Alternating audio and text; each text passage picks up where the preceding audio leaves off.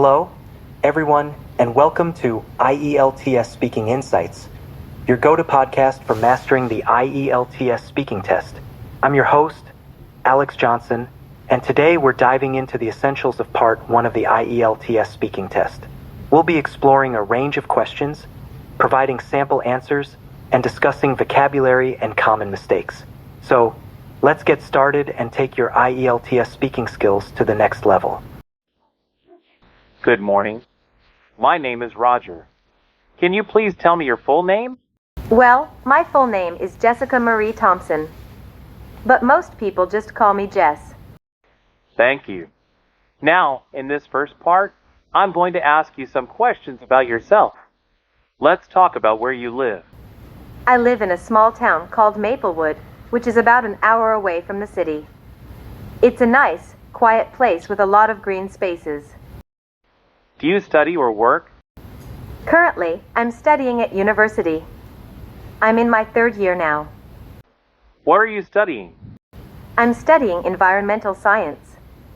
It's a pretty broad field, but I'm really interested in sustainability and how we can better protect our natural resources. Why did you choose this field of study? I chose this field because I've always been passionate about nature and environmental issues. I want to make a difference in how we handle environmental challenges, like climate change. Which social media platforms do you use the most? I mainly use Instagram and Twitter.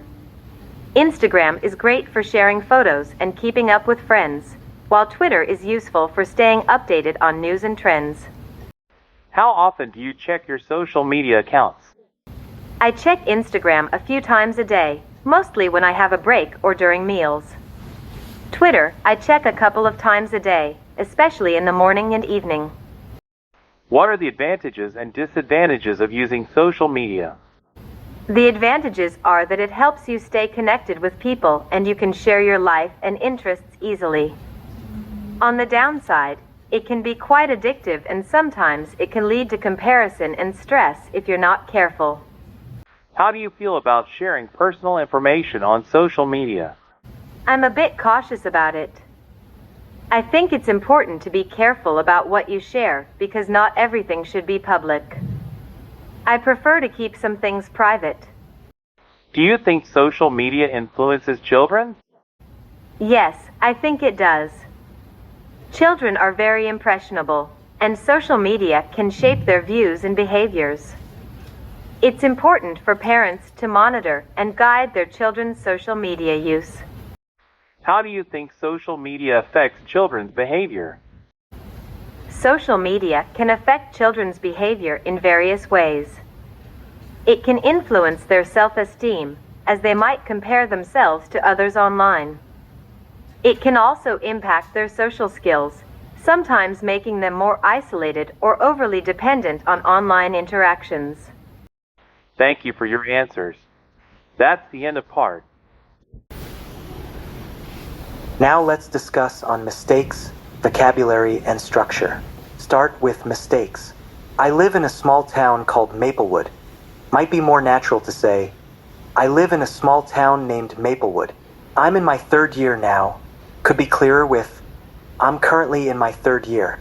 I chose this field because I've always been passionate about nature and environmental issues. Consider adding more detail, like, I've always been passionate about nature and environmental issues, particularly how we can address climate change. Now we will see about structure.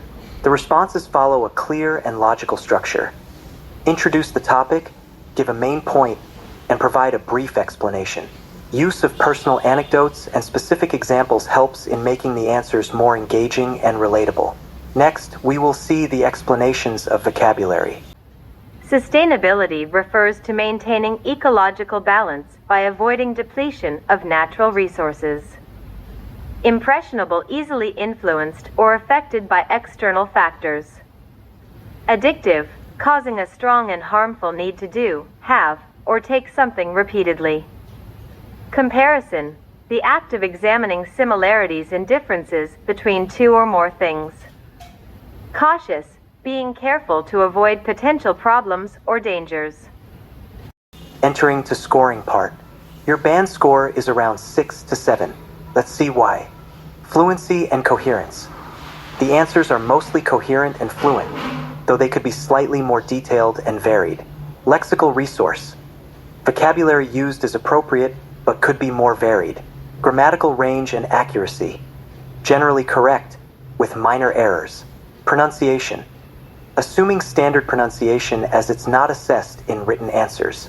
The marks are based on the criteria of fluency, coherence, vocabulary, grammar, and pronunciation. The responses are clear and coherent, but might have minor errors and limited vocabulary variety. This aligns with a band score of 6 to 7. Thank you for tuning in to today's IELTS Speaking Practice podcast. We hope you found it helpful for your preparation. Make sure to keep practicing and improving your speaking skills. If you enjoyed this episode, please subscribe to our podcast and leave a review. Don't forget to keep in touch with us for more speaking practice and tips. Follow us on our social media channels and visit our website for more resources. Until next time, happy studying.